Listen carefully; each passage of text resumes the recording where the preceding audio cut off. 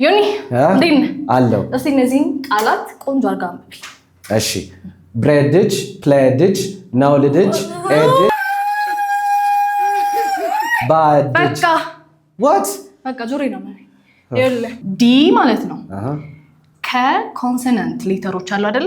ከኤ ኢ አይ ኦ ዩ ውጪ ያሉ ሌተርስ ከነሱ ቀድማ ስትመጣ ሳይለንት ናት። እሺ ሞስትሊ ለምሳሌ አሁን ጂ እንደመጣችው ማለት ነው።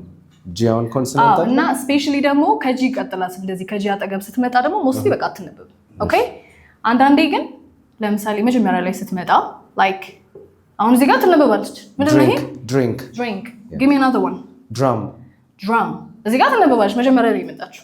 there's always going to be exceptions okay እሺ በቃ አሁን ያው ዲቱ ጋር እዚህ ድረስ ብለሃል አይደል? ከዚህ በኋላ ያለውን እስቲ ንገረኝ።